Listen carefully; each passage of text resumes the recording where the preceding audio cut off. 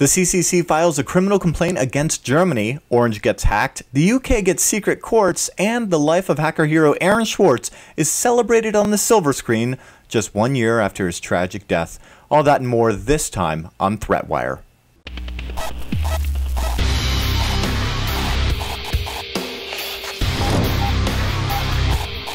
Hello, internets! I missed you. If you don't recall, I'm Darren Kitchen, not only from Hack 5, but also this here show, Threatwire. It's a little bit of a reboot, so please don't mind the fact that it's a little rough around the edges, but otherwise, this is your summary of what's threatening security, privacy, and internet freedom. And we begin today with the Chaos Computer Club, or Say, as well as the International League for Human Rights. They today filed a complaint with the Federal Prosecutor General's office in Germany. And if you're not familiar, the CCC is Germany and, well, I mean Europe for that matter's largest and longest running hacker club. They've been going for 32 years. The criminal complaint against the German federal government and Germany's secret services like the Weiß nicht, wie auch immer, mein Deutsch ist nicht so gut. Sorry, I can't pronounce that. As well as the US, British, and German agents, the supervisors, German Ministry of the Interior, and German Chancellor of, quote, illegal and prohibited covert intelligence activities of aiding and abetting those activities of violating the rights of privacy and the obstruction of justice in office by bearing the cooperation with the electronic surveillance of German citizens by NSA and GCHQ. Now, the CCC asked to hear technical expert and whistleblower Edward Snowden as a witness and request that he be granted safe passage and protection from extradition to the US. The CCC lawyer Julius Minzwei says that, quote, investigation by the Federal Prosecutor General is necessary and mandatory by law. No such investigation has happened within Germany, though it is reported that German federal prosecutors are weighing the diplomatic ramifications of even investigating the NSA hacking of German Chancellor Angela Merkel's phone.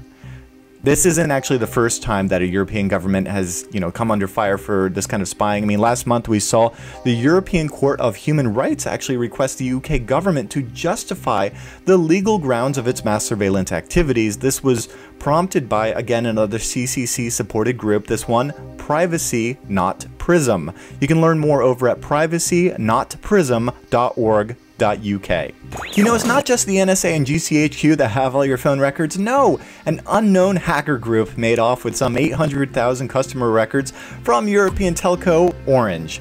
Personal data includes names, mailing addresses, email, landline, and mobile phone numbers. Orange technical director stated that, quote, passwords were not affected and less than 3% of customers were affected. Still, if you're one of them, stay on the lookout for phishing attacks and by all means, change your password. If you're a journalist in the UK, be warned. Currently, while your notes, photos, digital files, they can be seized, requests for such seizures must happen in an open court.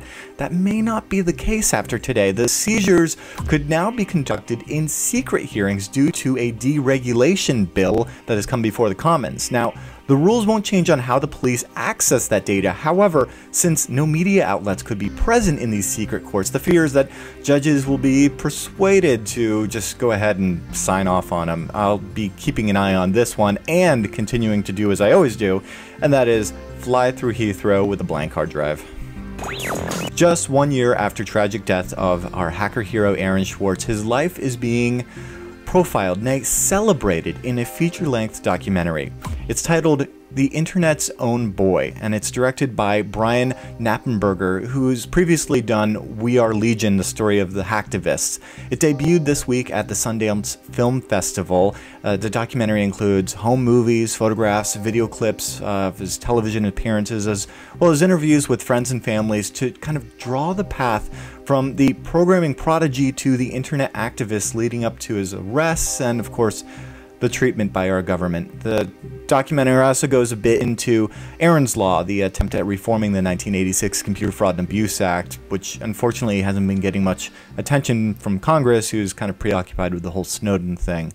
The Internet's Own Boy is the story of Aaron Swartz. Aaron Swartz was a software programmer, internet prodigy, whose fingerprints are pretty much all over the internet. Aaron was initially arrested for downloading academic journal articles from the online service JSTOR. He never did anything with them, but that began a 2-year nightmare for him that really kind of kept ratcheting up in intensity that ended with his own suicide about a year ago.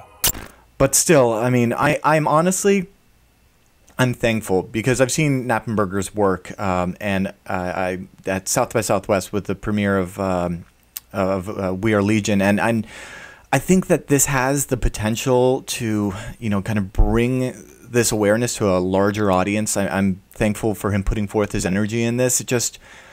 I'm just still infuriated. I'm still, my soul is crushed by this, and every time I think about this story, it just leaves me feeling empty.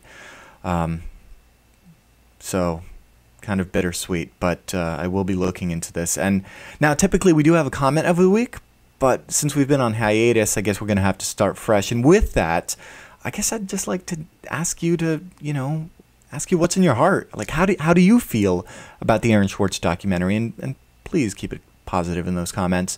Also, remember that you can subscribe over at threatwire.org and get involved in our Google Plus community where the conversation goes on all week. And mad props to Rami Ram, R. Seacrest, Alan Char, and others for submitting awesome stories, such as the one about James Clapper wanting Snowden to go ahead and return those documents he stole, the Canadian spy agencies using Wi-Fi to track you, and the NSA using LinkedIn to hack a Belgian cryptographer professor. That one's really good. Check those all out. All great contributions, and a bonus thanks to everyone who has kept the community going even in our hiatus. And with all of that, I'm Darren Kitchen. I'll see you on the internets. irc.hack5.org, #hack5.